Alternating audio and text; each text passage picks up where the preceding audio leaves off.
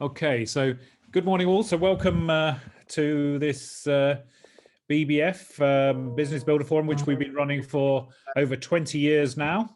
And Andrew has been a past speaker to the physical event a couple of times.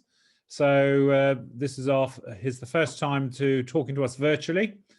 And he is an interesting speaker because he talks about the power of the brain and understanding how the brain works. And when Andrew first came and spoke to our office, he talked about the rocks of wellness. And Tara, who's on this call, actually sent me a message saying she can't wait to listen to Andrew's rocks again to see how well she's doing with organizing her life. But today we're not talking about the rocks of wellness as such, although that's always involved. It's if it's to be, it's up to me. We're all faced with massive challenges at the moment. How do we face whatever's happening with the pandemic in the world, how we emerge from it, what we're faced with in terms of the pressures that are going to be put on us through extra taxes, lending, currency shortages, funding shortages, whatever it is, we're going to have to face it and we're going to have to react to it. And the only ones who can actually change the way we feel is ourselves. So Andrew's going to explain that in a lot more detail. And I have on my wall at work the big poster of somebody jumping over a cliff on the skis. And the big thing says, if it's to be, it's up to me. And that's always been my mantra. I can't rely on anybody else to make it happen for me. I have to make sure I make it happen for myself. So on that basis, Andrew, please carry on. Morning, everyone. It's lovely to be back with all of you. I hope you're all okay. We're several haircuts in now to hopefully life returning as normal. So today I want to introduce you to yourself, actually. And as you're listening to me, think about the colleagues that you work with as well, because what the pandemic has shown is how volatile, how complex the world is. We kind of knew that before. But actually, the level of complexity with heading towards 8.5, 9 billion people on the planet is only going to increase. And what you've seen over the course of the pandemic is a lot of people being, understandably, because of that roller coaster ride we've been on, very frazzled. And we're only going to see that increase unless we understand, and we're in this beautiful position now of being able to understand this incredible bit of kit at the top of our neck. So it's about a conversation I'm having with you as an individual about your mind and your world and how you see the world. So it's the Neuroscience Revolution. It has been rolling for about 120 years now, but we are able now to look inside living brains and really begin to have a deep understanding of what's going on. Currently, at this moment, across the country, the British Neuroscience Association are running their annual conference. It's virtual, as all of these things are nowadays.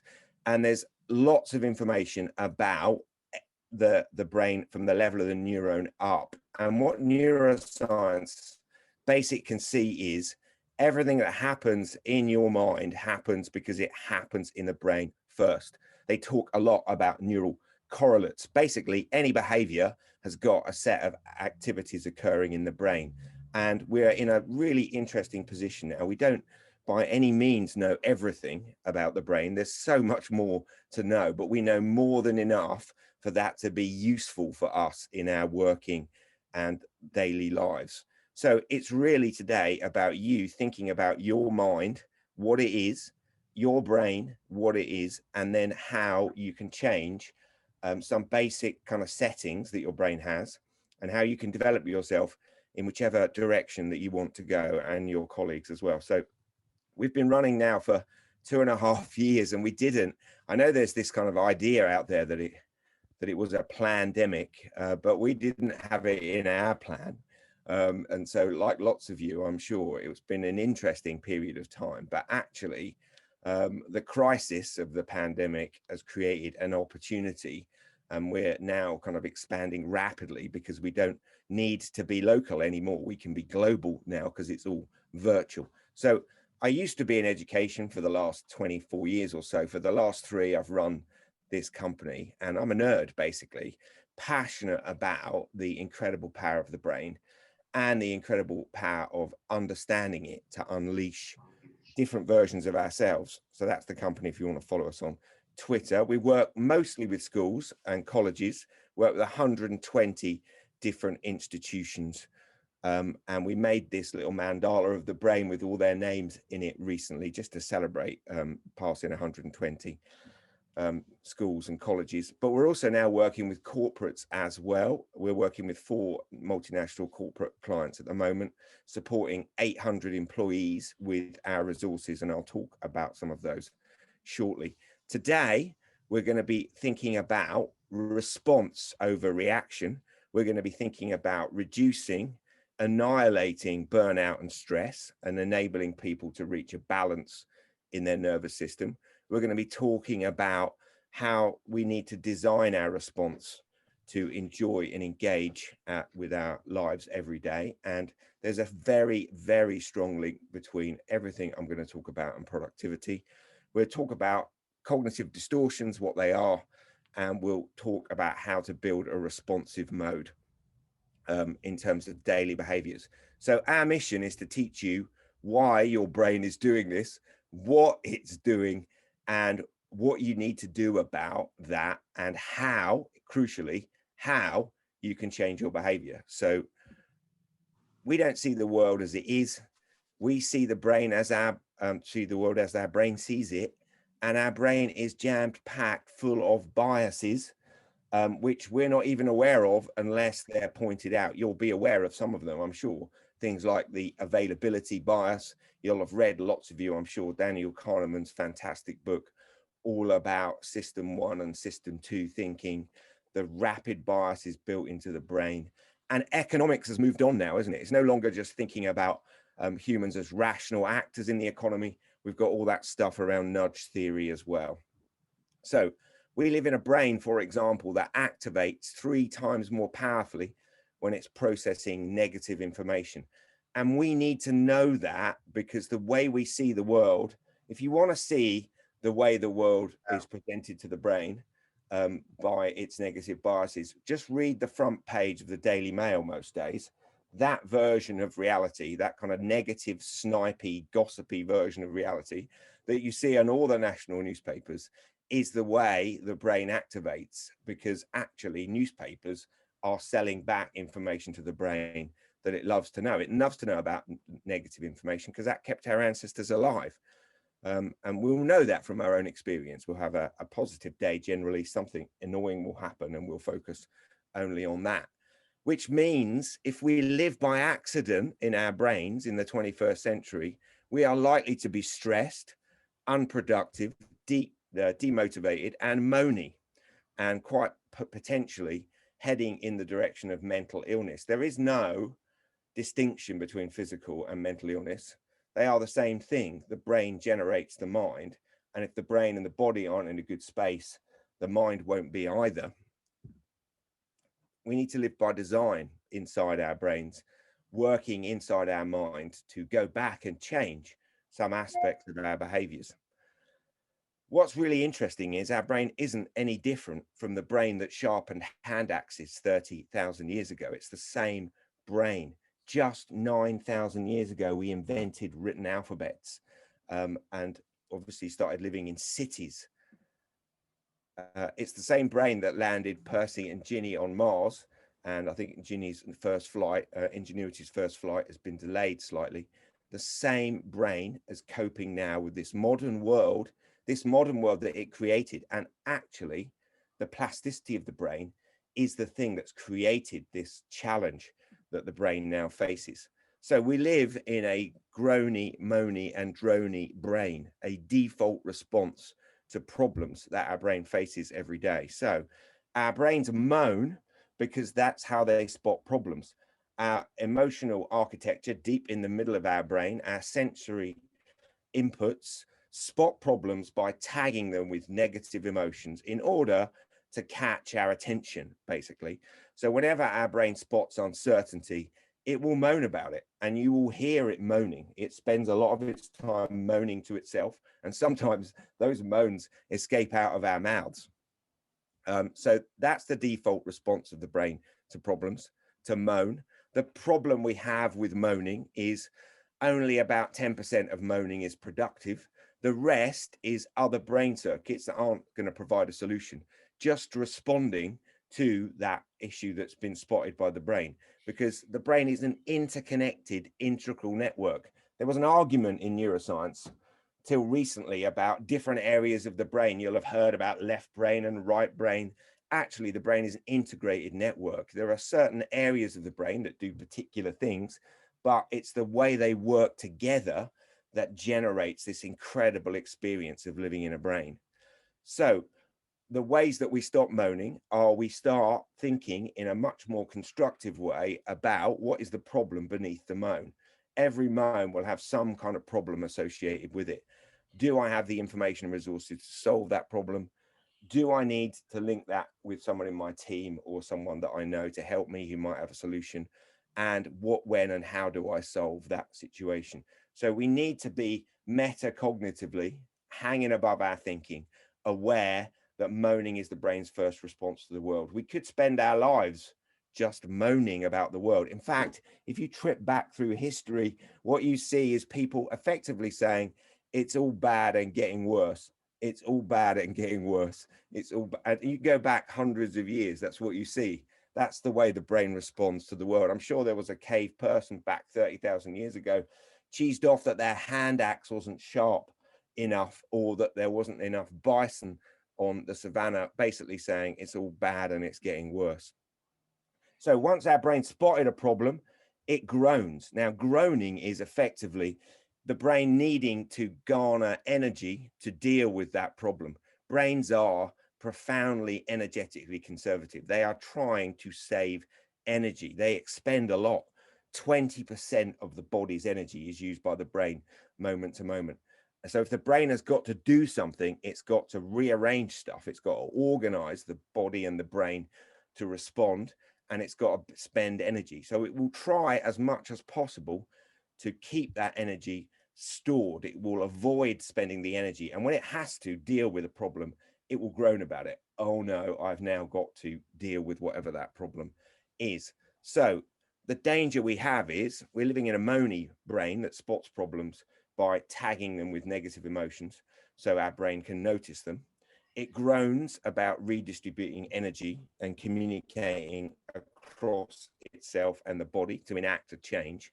And the danger is that we could end up living in a drony narrative voice where the view of the world is pretty bad, and that the situations are getting worse. And remember, add into this, we've got a neurally plastic brain. It's hugely neurally plastic, which basically means it's a reflection of what we've used our brain for.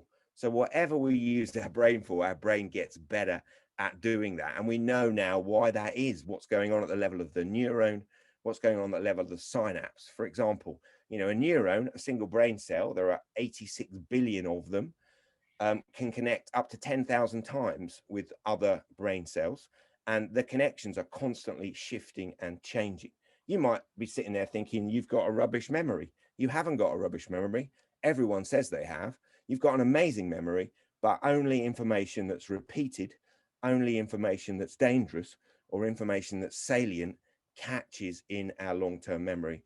There are particular ways that you can enhance that process. So you've got the most amazing bit of kit at the top of your neck, 86 billion neurons supported by 86 billion glial cells. And we build out of that, we build a paradigm, we build a world view about ourselves, about what we're like, about what the world's like. And actually, there are lots of us walking around with paradigms that don't serve us and actually don't reflect reality. So I'm hoping during the course of this morning that I can offer you an epiphany, an aha moment, where you can begin to think about designing each day around a set of responses. And you will already, as successful business people, do lots of these things already. What our work does is explain why it works. So there are three big ideas underpinning the stuff I'm talking about. First, direct from neuroscience, is our brain generates our mind. What is the mind? The mind is the way brains communicate with themselves about what they're doing. So anything that occurs in your mind has occurred in your brain first, but everything that is in your brain isn't represented in your mind. Your current blood pressure reading, the level of blood sugar, the level of the circadian clock in certain cells in your body, that isn't represented in your mind, but the mind represents what we're doing now, what we're about to do, what's just happened. So the brain generates the mind like a projector produces an image. The brain circuits we use most flavor our mind most of the time. So if we're fretful, anxious, and worry a lot, as I did as a kid, you end up in a fretful, paranoid brain.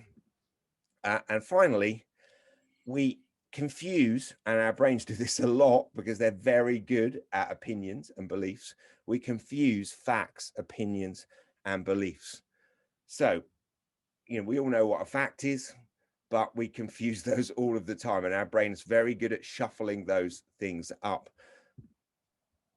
Opinions very quickly develop, and they can hold us back as well as help us develop. They're interesting things. We often mistake them for facts, and beliefs can set us free, absolutely, but they can lock us up as well. And they're the unquestioned drivers and frameworks that we think about the world. And actually, beliefs are fossilized opinions, which we've forgotten can be changed a lot of the time. And that's fine while opinions and beliefs are powerful and supportive. But if they're damaging to us or our businesses, they're perhaps not helpful. I love that phrase. We're entitled to our opinions, but not our own facts. And then linked to that, then, we need to pull back the curtain on our brain's moany, groany, and drony ways. Let's actually just play one of the other F chords. Change our minds about who we and what we really are. And changing your mind is one of the best ways of finding out if you still have one. And that's what we want to do for you. We want to challenge you to think about yourself and everyone in your business in a different way. Because we've got editorial license, we've got the ability to change the narrative, not simply just in the term. We can't control our thoughts in some sort of Orwellian way, but we can develop our behaviors, our bodies and our brains in particular ways, and change ourselves over time. So our mission is to help you to understand you, all the people in your business, all your customers in a very deep and different way. And the course is designed to help you enjoy this incredible bit of kit at the top of our necks. Because let's face it, living in it isn't always as positive an experience as we'd like it to be. Our mind, built by our brain, is a complex system, like a weather system. It's really complex. Small changes in behaviors and habits can have disproportionate impacts. You'll have heard of the butterfly effect, the idea that a butterfly flapping its wings in South America can cause a hurricane in Florida 2 or 3 days later. That high idea of a sensitive dependence on initial conditions, the heart of chaos science, is absolutely the description of what the mind's like. The mind changes, and it can be tiny changes. Think about what lockdown forced. It forced lots of changes, some for benefit, some for deficit. But, think about, a journey to work that you used to do that perhaps you haven't done for a while. You used to go to a coffee shop. You used to meet a friend there. You used to walk there. 3 tiny positive habits that suddenly were absent from your life. And those tiny changes can have disproportionate impacts on the kind of mind that we get to live inside. And the brain and the mind isn't necessarily very good at working out the sources of its discontent. And our mood is like the aggregate of our body, our brain, and our mind space, and the previous connections that it's done. And the brain's weather will change as a result of what we do. So let's talk about change, how we lead and develop and support behavior change. It's quite nerdy. I'm going to introduce you to nets and threads and iterative, incremental, and involved personal and family change. So change in the brain is incremental. It is better to do it little by little, bursts of practice over time. in order to build, literally build the structure that you want. Change in the brain is iterative. Every step builds on the next step over time, and change in the brain requires our involvement. We need to be involved in what we're changing now. We need to be measuring how we're doing, and we need to have a target, an objective very specifically worked out of where we're going so we can measure that journey.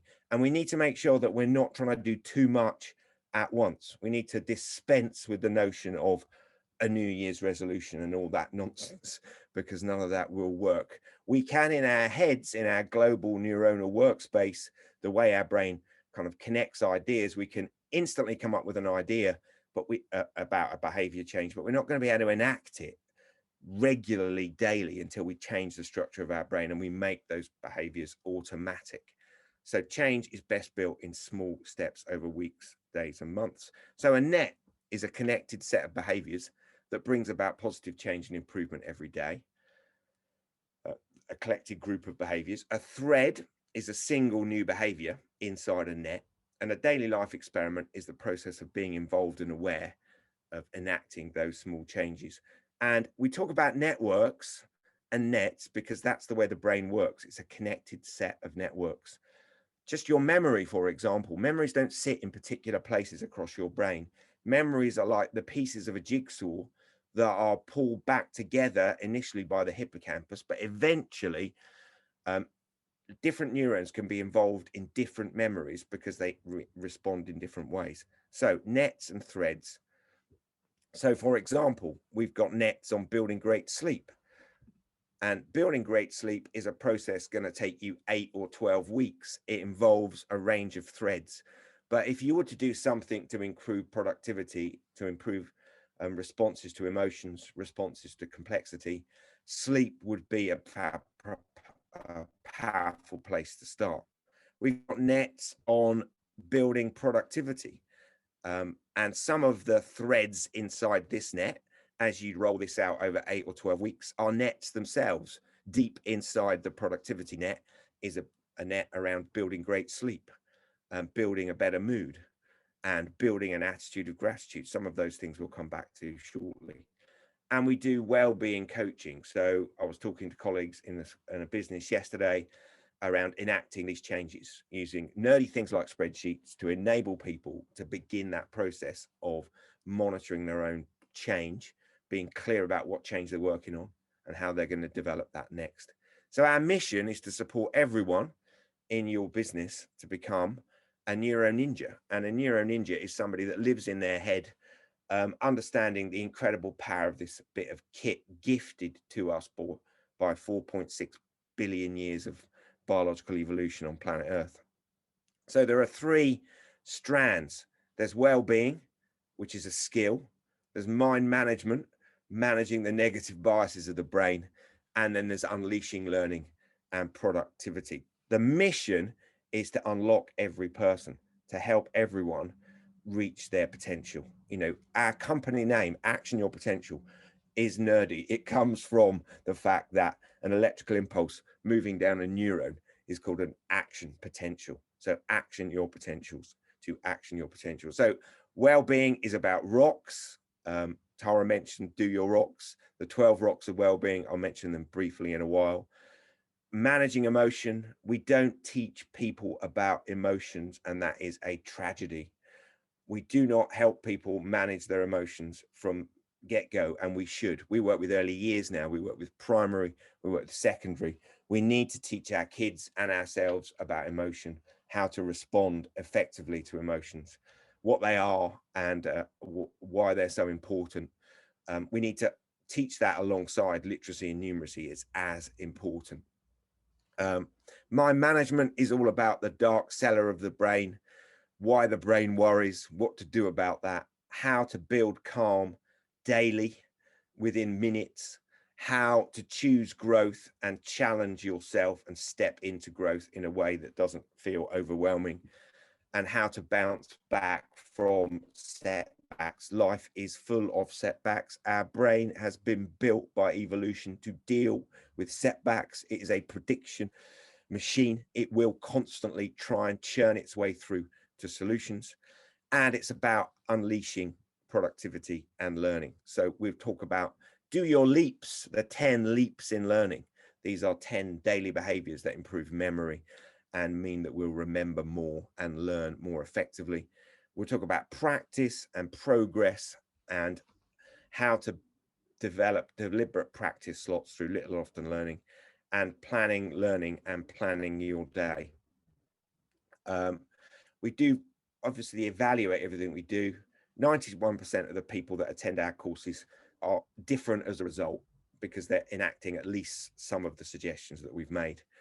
And obviously we get their feedback and use that to develop the courses going forward. So our mission is to spend a lot of time, like I'm at the British Neuroscience Association conference this week, just looking at all the kind of latest research. We're bridging an interdisciplinary chasm.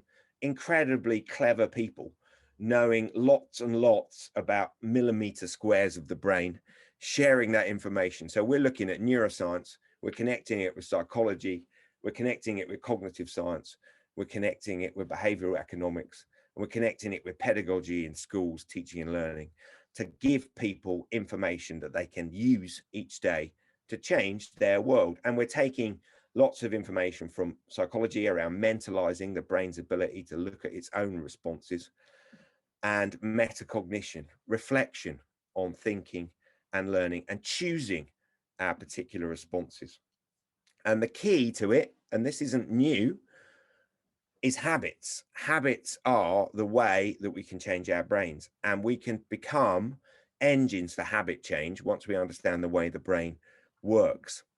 And if you think about the gap in your life, you know, they talk about the gap a lot in schools. There's a gap between where we are and where we want to be. And that gap is, we may think in the future, if only I could sort that out. The gap is in our daily behaviors. And that's what the work's about. It's about helping people unlock daily behaviors to unlock the awesome power of their brain. Because everywhere you look, there are people stuck on the escalator of life, stuck in a rut, listening to particular responses in their brain, a pattern in their brain that no longer serves them. It may have served them at a particular moment in their life, dealing with particular individuals and particular difficulties, but it no longer serves them. That kind of conversation that is going on in our heads the entire time, that garden of our mind does need weeding, or we can end up stuck. And this was an advert from a while ago. I love this advert. I'm just going to show you it briefly. Hopefully the tech works for us.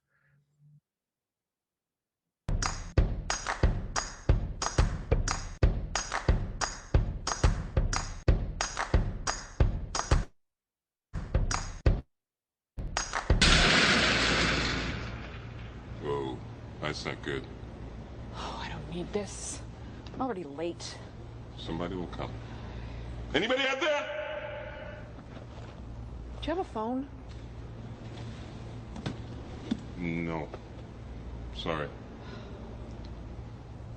Somebody! Hello? There are two people stuck on an escalator and we need help. Now, would somebody please do something?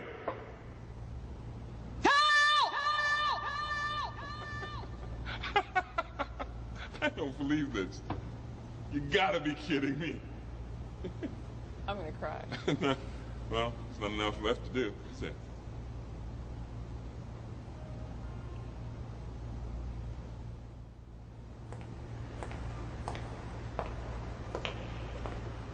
Hello? Hey, don't worry about it. I'll fix it in a second. He said he can fix it. All right. All right. That's more like it. He says he can fix it.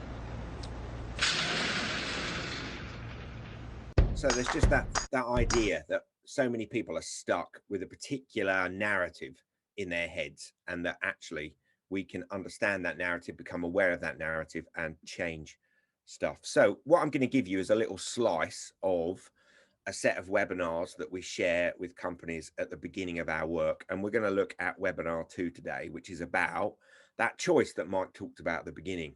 We've got a choice every day when we get up. We can react or we can respond. And humans are at our best when we're using the full cognitive powers gifted to us by evolution. So it is our choice. If you think about the last year, if you think about the experience of living on a 21st century world, if you think about what humans have got to try and achieve in the next few decades in terms of living inside the ecological envelope of what the planet provides, there's an awful lot to do. And we've got a bunch of exhausted people out there experiencing lots of burnout and lots of fatigue, living in a brain that is finding it very difficult to cope with the 21st century. And there's a reason for that. The stuff I'm going to talk about works powerfully. Everything that I'm talking about, there's lots of evidence in the literature for.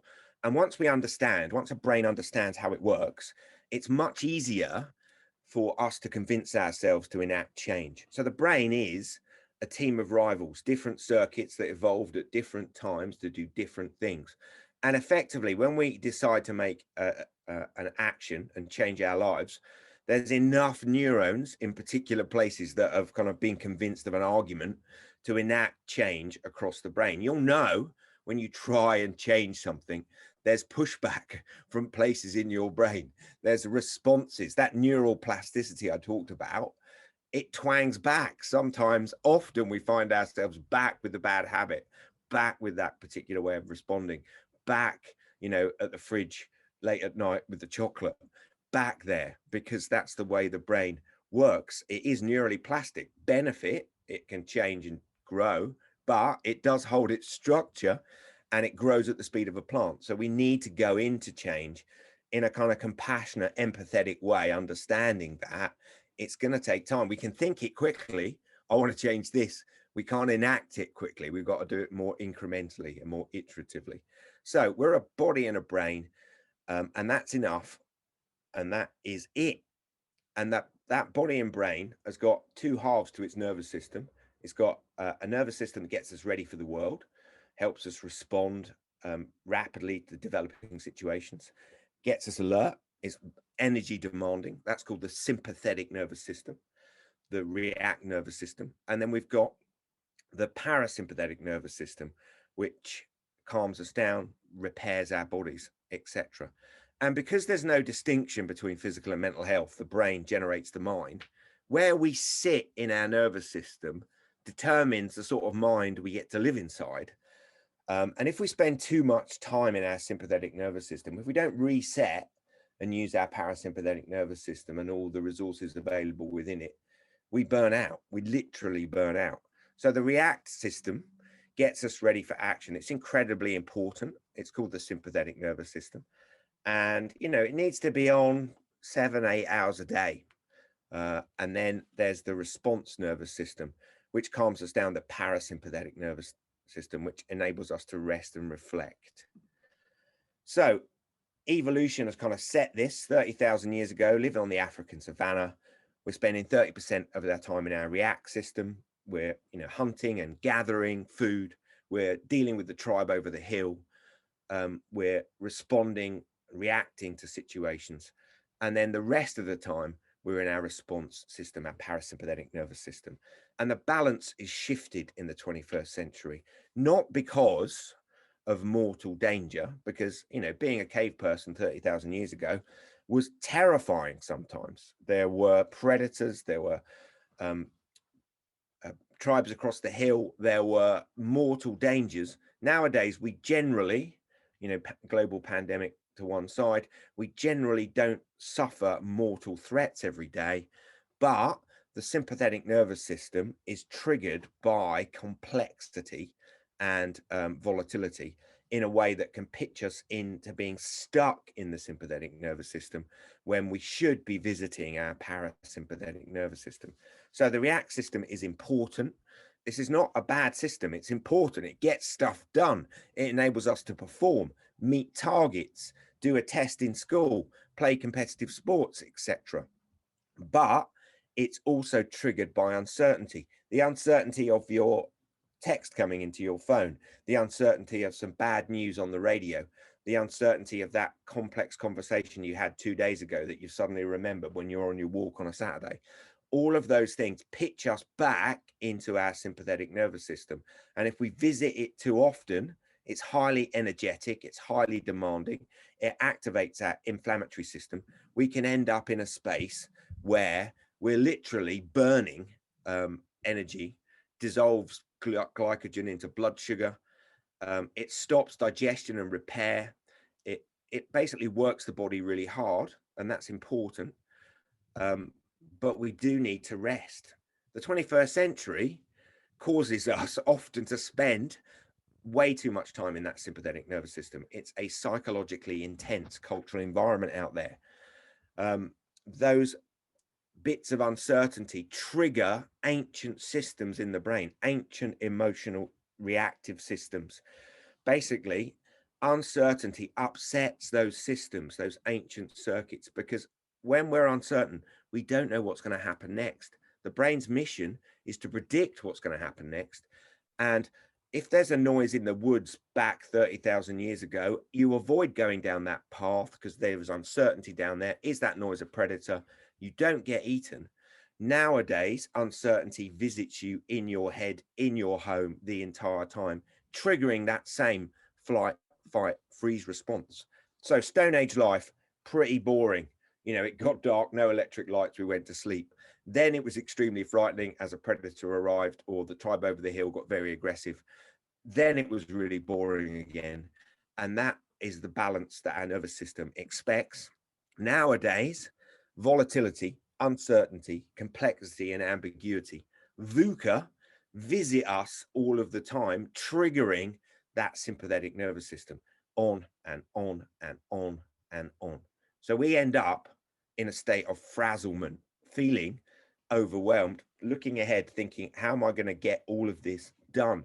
Feeling like the intersections of our lives, our roles as fathers and mothers and friends and colleagues and business leaders, they're all intersecting, and suddenly everyone needs us at the same time, and we can feel overwhelmed. And that VUCA generates lots of negative emotions. Back to that moaning stuff I mentioned at the beginning. We end up living in this churny emotional space, and that can be enormously exhausting. The solution is visiting our parasympathetic nervous system as often as possible. Well-being is a skill, and it's about shifting the body and brain's balance back into the parasympathetic space, which will change the flavor of our mind because our brain generates our mind. So when we're in our parasympathetic nervous system, the body's repairing itself, the mind's restoring itself, our blood pressure's reduced, our blood sugar's being stored as glycogen. We're able to recoup ourselves. So we need to apply a metacognitive awareness to our daily experience. Where are we in our heads? Active and engaged? Absolutely. We need to be there for a lot of our working lives. But we need to spend a lot of our time in our parasympathetic nervous system, calm and thoughtful. And actually, in the 21st century, with all the complexity that we're dealing with, we need to spend a lot more time in a strategic space to just work through those issues that we've got to work through. And we've got that strategic space available in our heads in terms of the different circuits that do different things. So I talked about the brain building the mind. Neuroscience tells us that our mind is different flavors during the course of the day because there are different circuits firing. The sympathetic nervous system generates a slightly different mind to a parasympathetic nervous system. And there's a balance between those systems as well. We can be sort of one foot in either camp of those systems as we're balanced in our nervous system. And as I said, our mind is the sum total of operations of our body and our brain.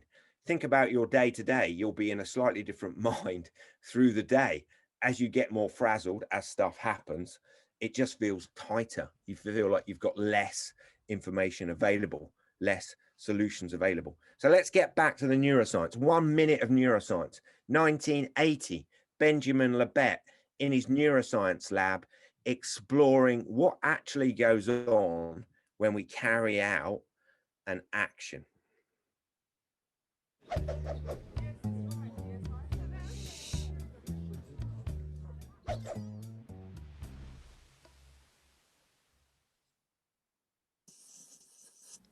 Put your hand in front of you and flex your wrist.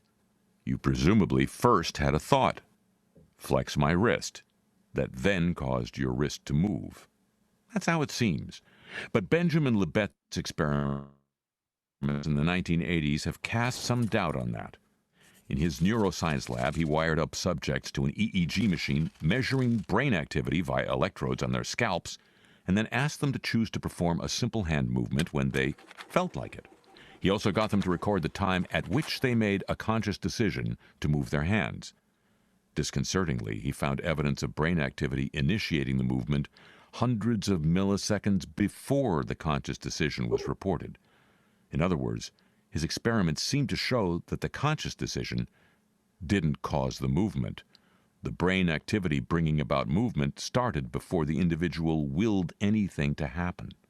Some people... So a bit of a shocking result from that experiment. Basically, the brain is causing that activity to happen and the mind catches up with it milliseconds later. And that's exactly what happens every single day. The brain generates the mind. That experiment has been checked out thousands and thousands of times. It's been cited thousands and thousands of times. There is a link between the brain and the mind, but it runs backwards. The mind is generated by the brain. So wherever we are in our heads determines the sort of mind we get to live inside. If the density of neural firing is towards the front of our heads, in our prefrontal cortex, which connects to every other area of our brain, the site of executive function, we're in the present moment, we're focused, we've got our solution focused circuits on, we're being more strategic. If we're in our react nervous system, we're much more distributed across the brain. We're in the middle, the sides and the front. We've got lots of thoughts whirling around. It can be fairly emotionally charged, often focused on our own thinking. So let's look at what happens when uncertainty arrives in the brain. Deep in the brain, there are two structures. You'll have heard of them, I'm sure. They're often described as one structure. They're often described as the fear center. The amygdala is a system in the brain that is designed to spot rewards and risks changing in the environment. So, you know, when exploring Bitcoin, I'm sure Elliot's amygdala is watching the process of Bitcoin moving up and down as risk and reward shift in the environment.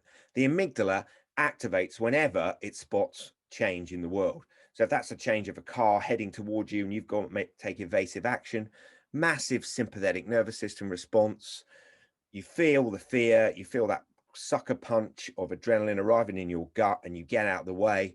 But the amygdala reacts and responds all of the time to uncertainty in an email, to a situation shifting in terms of relationships at work.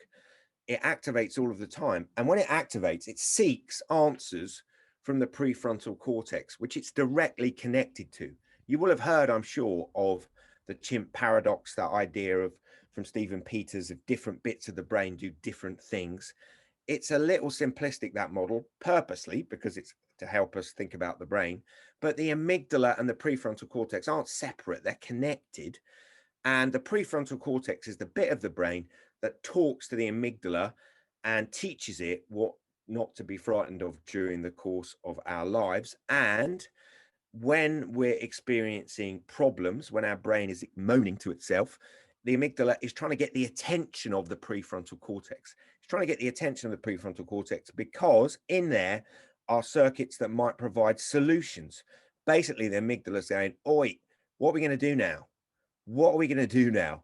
And the prefrontal cortex, which accesses lots of bits of the brain where memory is sitting around the brain, will start searching through its kind of solutions and its predictions to see what predictions might help this particular situation. If no answer comes, because, you know, in this 21st century world, the answer's in the future sometimes, the answer's in someone else's head, the answer's in the past, then the amygdala continues to activate, generating more emotionally charged thinking, cognitive distortions, catastrophizing, all or nothing thinking, blaming. We all do this. It's the brain's original response to uncertainty. But if there's no solution coming, the cognitive distortions build and build and build. And if we allow them, if we just let them come and don't challenge them, we end up in a space where we can begin to tip our mind more into that sympathetic nervous system state. I spend a lot of my day working with young people that are in that space, that anxious sympathetic nervous system space. So what can we do about that situation as those cognitive distortions ramp up? Because there's no answer currently, because the answer's in the future, because we live in a very uncertain 21st century world. We need to pace ourselves direct from cognitive behavior therapy. We need to wait, hang on a minute, and apply awareness. Is this a cognitive distortion? Is this actually true? What is the evidence that this is going to actually happen? We need to write down what that particular issue is, and we need to evaluate the likelihood of particular scenarios happening. And we've got lots of kind of spreadsheets and things that enable people to do that. So cognitive distortions are the way the emotional brain tries to alert the thinking brain to change in the world. We need to know that. We need to teach our kids that, because we can end up believing those cognitive distortions. As an event occurs in the world, the limbic system, the emotional system, sends that information through the amygdala up through into the prefrontal cortex. And first of all, it gets to the back of the prefrontal cortex, where we start thinking about ourselves. How is what's happening going to affect me? How are situations like this in the past affected me? What will other people think about me in this situation? How am I feeling? That is a space the brain will be in for a period of time. It could spend days there. It could spend minutes there. It could spend a lifetime in that space. It's all about me at the back of the prefrontal cortex. Then the activation moves up to the top and the sides of the prefrontal cortex. That's where we're thinking more strategically. We can access other areas of the brain. What's happening in the world? How am I going to make that thing happen? What do I need to do to make that happen? Who do I need to talk to? What information do I need? And we're being much more strategic. And what actions do I need to follow in a sequence?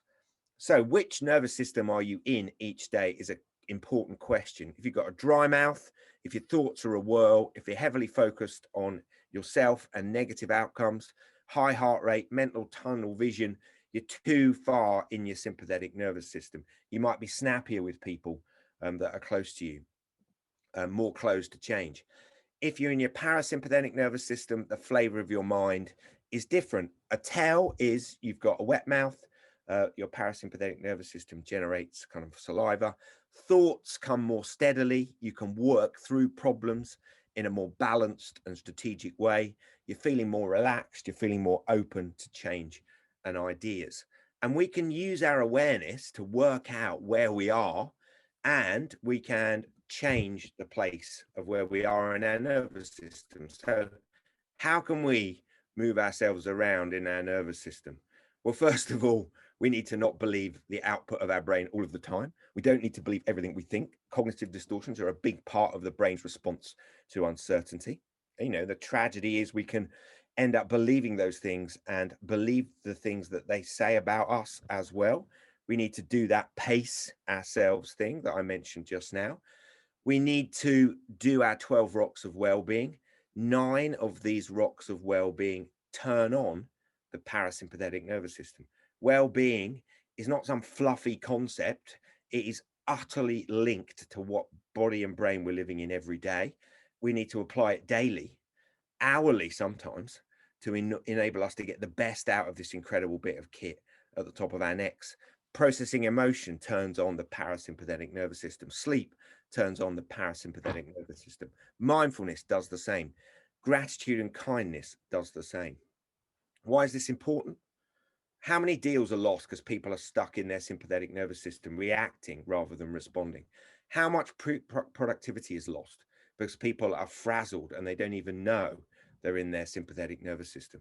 How much mental and physical health is damaged? And how many days are lost because people are in a tricky space because they don't understand, because they were never taught the body, the brain, the mind connection? And how many opportunities are missed? Because we and our employees can get lost in those negative biases of our brain. We can be stuck in the sympathetic nervous system. So how can we help our team take into account their groany, moany and drony brain's perspective and flex Okay, so let's just look briefly at that. We need to build a response mode. This might take anywhere between 12 to 16 weeks or longer, up to 26 weeks. Every change in our brain begins with an argument. And hopefully what's just happened, that conversation I've just had with all of you, is an argument to build a response mode. Then it begins with measuring the kind of processes that we want to engage in. So the argument is we live in a brain that generates a mind, and all of that neuroscience that I've just used to make the very strong argument from fact to support a change in opinion and belief that we need to move ourselves and our employees into the response mode. And humans are amazing. They can take this information and apply it, and brains that do have a better experience of living in a brain. We then need to monitor our productivity, our mood and frazzlement, that moment of feeling overwhelmed, and our motivation over 2 weeks or so, just to get a baseline.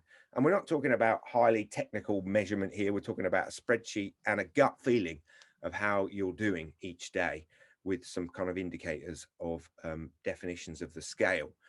We need to apply the 12 rocks to live in a balanced nervous system and support people to do that, and help people get nerdy about building their rocks in every day. We need to support people and talk about in our businesses this idea of moany, groany and drony brains. Listen out for moany, groany and drony brains. Take that thread into your life this week and just listen for it. You will hear it everywhere, literally everywhere. The whole of LBC's output is based on people ringing up and moaning and groaning and droning. Thread 5, mindfulness. We need to start turning on our awareness 2 or 3 times a day and just being in the present. Why? Because it turns on our parasympathetic nervous system, and we're embodied and we're aware of where we are, and we're aware of our mind wandering network and what's going on in our body and our brain. We need to build a gratitude attitude, and that's a net on its own. There are circuits at the front of our head that are all focused around empathy, connection, strategy. And when we are grateful, when we remember the good things, we activate those circuits. We turn on that parasympathetic nervous system, and that's a net on its own. We need to build great sleep. That's a net on its own. We need to manage the news consumption and use trusted sources and aware of our social media bubbles. We're getting really angry in this bubble. We're getting really stressed in this bubble. We're having particular views in the different bubble. We need to be aware of all of that, because that will affect the culture that our brain imbibes, and whether it's pitched into the sympathetic or parasympathetic nervous system. We need to use facts as much as we can, and we need to be aware of opinions and beliefs that are affirming and supportive, and opinions and beliefs that are not. We need to look at our friendships and expunge the people from our lives that are drains, those people that bring us down, those people that post stuff that upsets us. And we need to connect with people that are radiators, that broadcast positivity and useful information in our lives. That's much more difficult when it comes to our family. You know, that idea that we can choose our friends, but not our family. We might need to manage the drains in our family in terms of just kind of preparing ourselves. And some of the work that I've done with people working in companies is just looking at how you can manage the drains in your family and invest in the radiators, because connectivity and connection with people is so important. That's rock 9 of the 12 rocks of well-being. We need to make sure that we're supporting and linking with the radiators rather than the drains. We need to encourage problem solving and spotting and over moaning. And this kind of work provides a common language. But, you know, you're moaning now. It is something that might come across as quite rude. But if you've got a context where you're talking about brains and moaning and groaning brains, it's easier to have those sorts of conversation and move people off moaning. Boy, do they moan. We need to help people understand that, you know, you're not optimistic, pessimistic or realistic. You can be all three. And actually all three are really helpful. Optimism, you know, glass half full. That's great. That helps us kind of be hopeful and develop things. Pessimism helps us think about worst case scenarios. And realism gets us kind of somewhere in between, and we can put them on as glasses. There's some really powerful work, Matthew Syed's stuff around divergent thinking. We need all of that thinking to create that balance. And in fact, the brain is capable of all of those things. And we've got circuits that do those things. And it's important that we let the brain chew over decisions optimistically, pessimistically, and realistically. And we need to support people in building creativity. Your brain is incredibly powerful at creating novelty. It does it in a specific way, and we can unleash that when we understand that. For example, we've got a mind-wandering network, which churns through issues and problems, particularly ones in the social world, and will come up with solutions. We've also got an algorithm around creativity that runs during dreaming sleep as well. We can unleash that. And then we need to build our calm down strategies that we can deploy during the course of the day to make sure we get the most out of our incredible brain throughout the day and into the evening. So building that very complicated net, thread at a time, will take, as long as maybe 4 or 5 months to build that across a set of individuals. It begins at the beginning with attitudes, challenging attitudes, making the argument for change, and monitoring that process. So how can we respond differently every day? If we don't live in a balanced nervous system, if we don't practice habits of daily well-being, we will lose our hope, our creativity, our positivity, all the amazing possibilities provided by our incredible brain. So that's about the rocks. So as we reach the end, I just want to focus briefly on this idea of what we've talked about. We've talked about 2 nervous systems. We've talked about how powerful they are, and that maybe none of us have ever heard of them before. We're in that space of generating responses to the world that are moany and groany and potentially drony, but we can shift that by understanding what our brain is doing, and we can support and coach our colleagues to do the same. Sometimes people say to me at the end of this, well, emotions kind of get in the way, don't they? That sort of emotional response. Absolutely not. Some of the ways the brain responds to the world are incredibly powerful, and they're all powerful in their own context. Our brain is incredibly robust, incredibly resilient. We are all survivors. We have all inherited genes that have been through the biological mill. Our brain is up for setbacks. It is resilient. It is designed to respond to situations, but it does find itself in a culturally intense psychological environment that upsets it a lot because of just the way uncertainty trips it. So what we might perceive as weaknesses, sensitivity, emotions, empathy, the flexibility of our responses are actually humans' greatest strengths. So think about your brain differently for a second. The brain responds to the world first through feelings and emotion. That is the brain's first pass at the world. It's got a second order processing kit at the front of it, the prefrontal cortex, that evolved millions of years ago, but has become refined in human beings because of the large social groups when we started to live in groups of 150. So our brain responds first to the world. We get a feeling about a situation. We then think about that feeling. We should run it through another brain or a set of brains, borrowing their prefrontal cortexes. We wouldn't say it that way because we're not a nerd like me. We then need to bring back that idea through our thinking processes. We need to check how we feel about it, our gut feeling, and then we need to enact using a response mode. And that's what we've talked about this morning, that response mode. So we're a body and a mind, and getting it to understand itself, getting it not to live by accident, but to live by design is what we want to do for you. Last inspiring video, and I'll stop around for some questions. Hopefully that's going to play.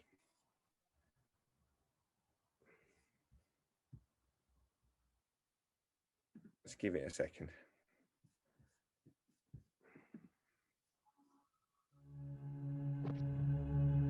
This is the story of a young boy who tragically lost his arm in a devastating car accident. Years went by, but his self-confidence was left behind. One day, his parents decide it's time to move somewhere new. So while looking through some boxes, the boy came across an old martial arts magazine. And from there, he quickly signed up to study judo.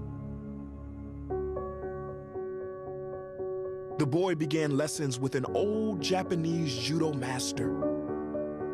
The boy was doing well. He didn't understand why, after 3 months of training, the master had only taught him one move. "Sensei," the boy finally said, "shouldn't I be learning more moves?"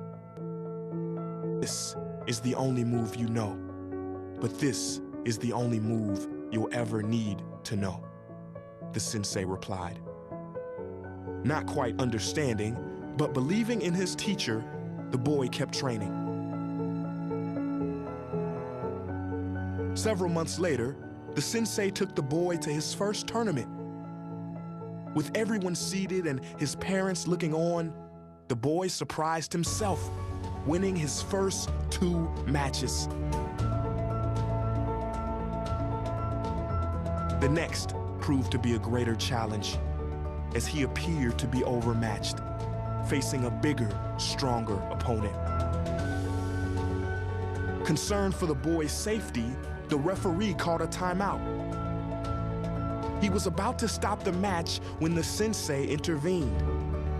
"Let him continue," the sensei insisted.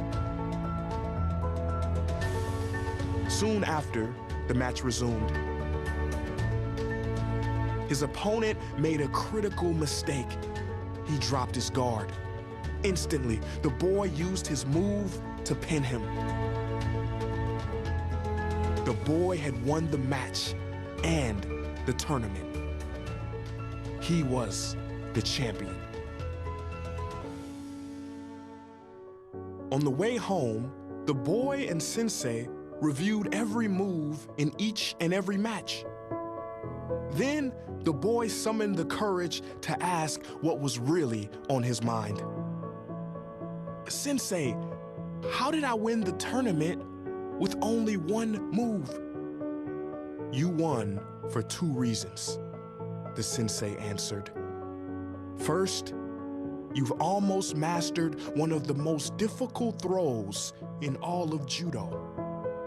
And second, the only known defense for that move is for your opponent to grab your left arm."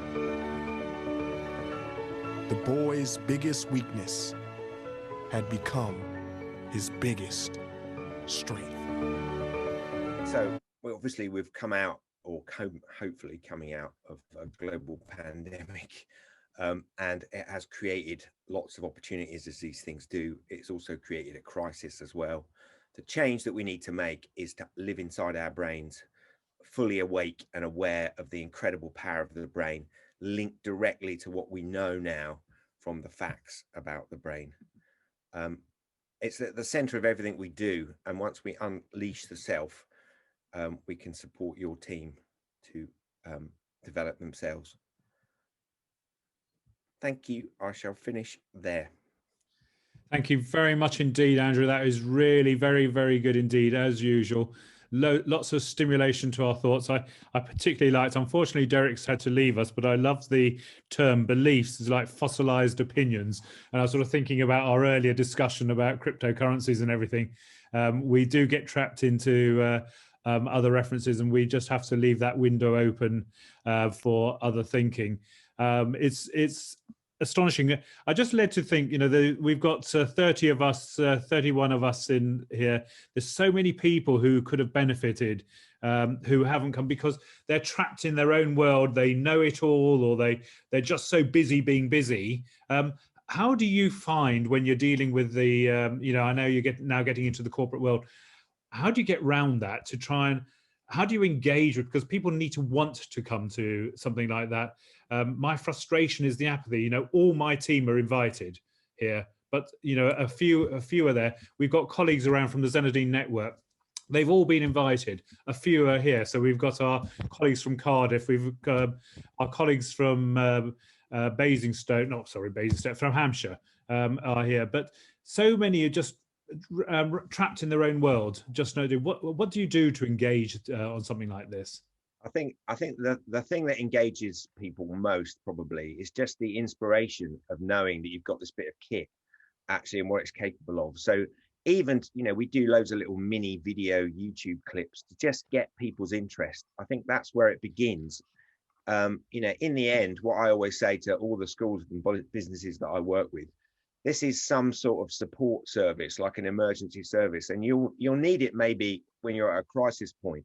But actually, the best time to access it is before then, actually, because you'll get so much more out of it.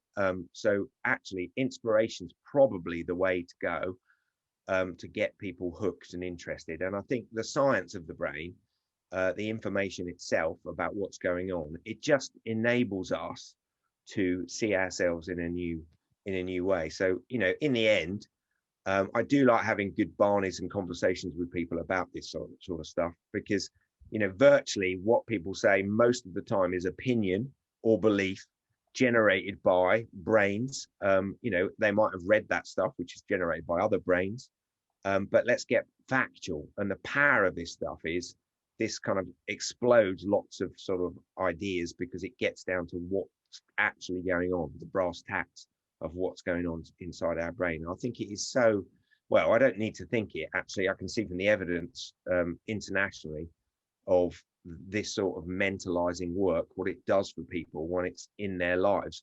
But unfortunately, it's kind of provided often for people when they're in a crisis. We need it before then, so we don't need to reach that crisis. Yeah, I agree. I'm seeing Jane McCarthy nodding there, but because I know Jane is a big believer in sort of just taking 10 minutes of meditation just to and now I know it's engaging with the parasympathetic nervous system, so I can sort of have an intellectual conversation with Jane about this. But Jane, you find that sort of particular thing helps you during the day? I do. I looked for different mindfulnesses and meditations over a period of time because of the anxiety that seemed to just be there, this constant pain. And I found this, they're called the Honest Guys on YouTube, but I went into Deepak Chopra, and he has got together with Oprah Winfrey, and they do a 21-day meditation, and it's free. And I've been following that, and it makes a massive amount of difference. And it's all about, actually, Andrew, getting unstuck and becoming unstuck. It's very much, people are so stuck in their lives, you need to be unstuck. And so there's a guided bit of talk, and then he takes you into a meditation for 10 minutes, and just first thing in the morning, headphones on before I do anything, and just go into that. And people say you don't have enough time in the day, just push it so you wake up a little bit earlier to get those headphones to do that meditation. So I'd recommend that as well. And it was interesting to see that's something you say in your Rocks of Wellness, to actually get in some meditation. So it's made a difference to me anyway. No, I agree totally. It's the first thing I do every day as well. I use Headspace, and you're absolutely right about the difference that it makes. It makes a profound difference every single day, because you can access it anytime, anywhere. And often it's really powerful to do a bit of mindfulness when you're doing something that ordinarily would be automatic, like brushing your teeth, or going for a very familiar walk and trying to rip yourself out of your mind wandering network and just be in the present moment. It literally, within about 2 minutes, you've turned on your vagus nerve and you've activated that parasympathetic nervous system, which is, bountiful in terms of resourcefulness for humans. Can I ask another question? Sorry, not trying to hog you, but there's almost like a pandemic of anxiety out there, understandably in certain cases.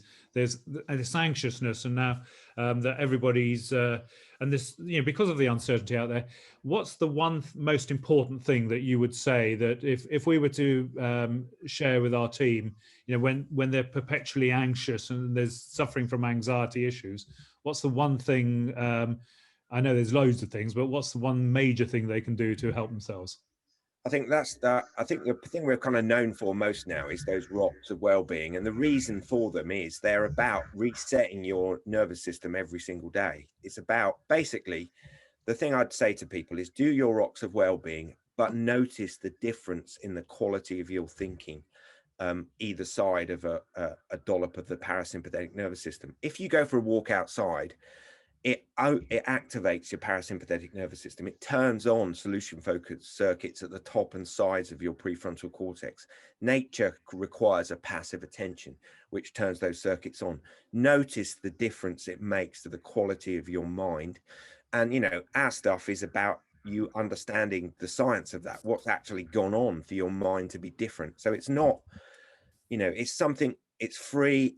You're able to head in the direction of balance in your nervous system through weeding and managing your daily experience by dolloping well-being in. And if you've got a particularly challenging day, your sense may be, you know, as Jane said earlier, you know, get up a bit earlier. I'd say maybe do things like, you know, replace the constant scrolling through your phone and those sorts of things with more well-being, rather than think I've got 5 minutes before the next meeting, I'll just check my emails. I've got 5 minutes before the next meeting, I'll just go outside and turn on my parasympathetic nervous system and activate my solution focus circuits and calm myself down, because I want to be more productive in their next meeting. You're not wasting time, you're making more use of the incredible kit that you've got. Can I just say, I think that's half of the problem at the moment, is having the time. So I know from when last time you came and talked about your 12 rocks of well-being, I definitely was getting more sleep and I was doing more exercise. And then in the life of lockdown, suddenly I noticed I don't have time to get on, you know, the bike and do a quick spin session. I don't have 10 minutes to do a quick mindfulness session, but actually it's just because I think new habits start to form in. And then before you know it, that little feeling that Jane was talking about creeps back in, and you suddenly realise actually things have got a little bit out of control again, and you just need to press the reset button. But it's how you press that reset button and carve out the time again and start getting back into better habits. Yeah, exactly. You're absolutely right. And your brain is very good at constructing habits. It will effectively build a habit around a repeat behavior, whether that's a good behavior or a bad behavior. So, you know, it is literally constantly just checking in with yourself. What habits are you allowing to sort of connect in your neural architecture? Are they helpful or not? Generally not. Well, I have just sent you an email as well, Andrew, because I'd like to know a little bit more about what you're doing with the businesses in your one-to-one sessions. Okay. So, that'd be great. I mean, it's great to work. You know, I was working with a lady yesterday, you know, getting sort of down in terms of the experiences people have and then applying this stuff live to their experience. And it does begin with monitoring.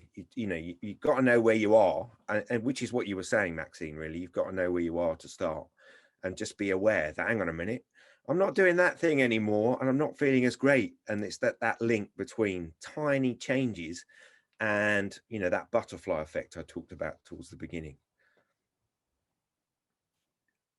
I have to endorse what Andrew said. He did say never drink coffee after midday.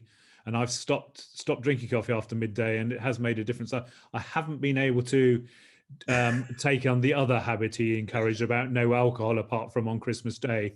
I just haven't been able to do that because, you know, I wouldn't see Jane otherwise, you know, on a weekend if I had no alcohol. So you've forgotten the other thing. The advice I said was drink early in the day. If you drink early in the day, you can metabolize it by the evening. So, you know, a lunchtime drink outside at the moment in the freezing cold.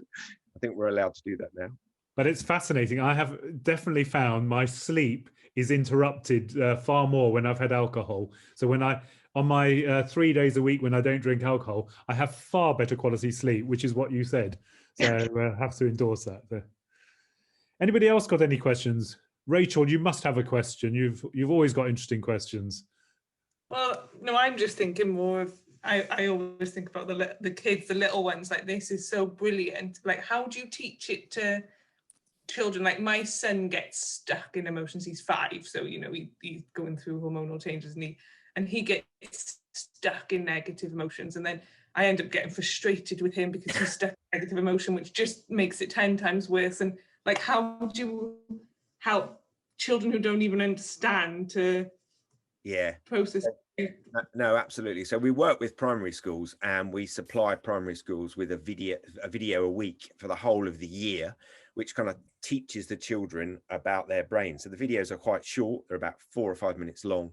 So they introduce the rocks really, and get children to start doing the rocks, and then, you know, explain to children as much of this stuff as is useful. But I've got a character, I've got Marty the dog, there's lots of bits in the videos that are designed to engage children. And obviously I'm working with highly trained professionals, early years and infant teachers and primary teachers, and they're delivering those materials. And then we're obviously working with the parents in schools as well. So of all the schools that are part of our service, we provide 54 webinars during the year, teaching the parents about all this stuff as well, so they can support their kids and supporting the staff as well. So everyone in the community is building that kind of conversation around the brain, which is what we're starting to do with businesses now. That idea of this, you know, if you said to a colleague, "You're a bit moany today," they'd think, "Flipping hell, you're rude." But if you're working in an environment where you've had that conversation about moany, groany brain, it means it's easier to have those conversations. You know, and you know, anxiety, for example, every human being has anxiety. You know, what we think is our own experience is actually a shared experience. And being able to talk about it openly, it just means the team's much more open to that whole, you know, there's this sense, I think, or has been, that there's like a group of people that are like super strong and sorted, and a group of us that aren't. And that's just not the case, actually. You know, those of us that have ended up being sorted is because we've arrived at a way of living in a balanced nervous system. And I suppose what I want to try and do is shortcut that experience for people to say, right, this is how it works. This is what will work. Do this stuff. And it should make a benefit. So, yeah. And the other thing on your 5-year-old, the other thing I always remember about these little brains, bless them, they've had such little experiences of the world so far. So emotions are enormous for them, enormous. In a way, you know, we're feeling sad and we're remembering all the times we were previously sad. When they're sad, that is such a live, you know, experience. Yeah. The first real powerful surge of those experiences. So it can be a very upsetting experience, I think, being in a little brain. Yeah, well, that's the thing, and it's really hard, isn't it, to empathize with them when you just like, you know, when like he's getting you just think, just shake it off and run and do something. He likes to go, if we go for a run, he always asks to come with us. So we're trying to get that habit in. He goes for a little 1K run around the block just to get everything, and that helps him. So no, that's fantastic. And, you know, just think about, you know, worries in a little brain are enormous because they've had such less experiences of the world. So, you know, kids worry twice as much as adults do because their brains have had less experiences. And sometimes I think, I can remember my kids were small, I'd like dismiss their worries and say, you've got nothing to worry about, just enjoy your life. But actually we should kind of do the opposite and sit beside them and help them manage their worries and realize that, you know, a worry is just an unsolved problem rather than dismiss it, which is what I used to do. Anybody who's just conscious of the time, it's quarter past, so everybody's got to go to their work and be anxious about the day ahead, but hopefully you've engaged your parasympathetic system and you're going to deep breathing, bit of meditation, get your mind right, and realize there's another way of looking at it. So anybody got a last question they'd like to put to Andrew before we finish? Yeah, sorry, Andrew, very quickly. Have you read Joe Dispenza then? Sorry, who? Joe Dispenza. No, tell me about that then. Who's that? He does a lot of meditation in the month. I was just interested about that that video you showed about that you're already going to do the action before your brain. Yeah. He does it. There's in his book. It's quite heavy, mine. But in his book, there's a really big session on that, and that when they've actually visualized things, they actually ended up going through an experience which then happened years later. It's incredible how the brain works. But he's worth, from your point of view, he's worth the read because he does all this sort of neuroscience stuff as well. Now that sounds really interesting, and we'll give him a read. I think the difficulty sometimes is the reason I like the neuroscience so much is because it's rooted in kind of answers. You know, that Libet experiment, it freaks me out every time I think about it, but that's the way it is. You know, and you know, if you think about NLP, which is in some respects neuroscience like, because it's kind of a lot of the stuff about neuroscience without any of the science necessarily behind it. And that idea of visualization, you know, that is really powerful. If you think about sports people, visualizing is incredibly powerful. In order to enact something, you have to visualize it first. So that's why it's so powerful, because it begins to build the architecture that enables that event to occur in your life. So, you know, I think the trouble is it gets shredded by human brains and turned into opinions and very floaty beliefs that don't have a great deal of sort of foundation beneath them as well. Yeah, okay, I'll just answer Angela now. Yeah, it's a really good book. It's really interesting. So yeah. Thank you. I'll have a look at him. I've just put his name in. I just put his name in the chat box. So. Fantastic. Thank you. Joe Dispenza. Yeah, I've never heard of that one, Neil. Thank you, everybody. I'm conscious of your time, and thank you, Andrew. Again, you always are fascinating, and you get everybody thinking about it. It's really practical, and it's just so important for all of us, because we are all faced with, and we will be faced with, really difficult situations, and we just have to know how to deal with. We have to almost like wear other people's hats. So when you see somebody behaving in an irrational way, we have to sort of think, say, right, okay, let's try and understand what they're going through and see how, rather than just say you're moaning again, what can we do to help them? And I think if we can refer them to some of your resources, you've got an awful lot on YouTube, but I'll speak to you later when we give the follow-up to everybody from today. I'll send them to details of your resources so they can go and find you. And once again, if you've enjoyed it, Andrew will not be displeased if you want to endorse him on LinkedIn or on Google or on YouTube. There's loads of resources. Life is all about recognizing and have other people recognize it, because people never believe what you say about yourself. They'll always believe what other people say about you. So I certainly would be grateful if you could endorse Andrew. I'll be endorsing Andrew, and Andrew will be particularly grateful if you can endorse him. So thank you very much, Andrew. We'll be putting a recording of this up on our website in the next week. And just like we do with all our BBFs where we've had permission to put it up. So if there's anything you feel you missed or you want to revisit, you'll be able to see it there. But there's nothing like going direct to Andrew and seeing it. And I certainly would recommend his 12 Rocks session. But clearly, since we've had Andrew, he's developed his material dramatically. So we'll be exploring how we can use that for ourselves. So thanks again, Andrew, and everybody. I hope you have a fantastic month. Next month, we've got Justin Urquhart-Stewart coming along in his red braces and his red tie, talking to us about, is the euro going to crash? Are interest rates going to go up? Is cryptocurrencies a fad? You name it. Whatever questions you want to ask, let me know. I'll make sure Justin Urquhart-Stewart's going to do it. It's an honor for us to be able to do it. We're hoping to get members of the Zenodine network to attend, so and with their clients, so it might be a much bigger event. Who knows? It depends whether we can crash that apathy in people's brains. So who knows? Have a great month, and see you in May. Thank you. Thank you. Bye. Mike? Yes? Can I grab you for a second before you Certainly, leave? Chris. See you soon. Thanks, Bye. Andrew. I'll be back in touch with you, Andrew. Thanks very much. Hi, Chris. He's good, isn't he? He's fantastic. I end up in two states, bewildered and slightly wiser.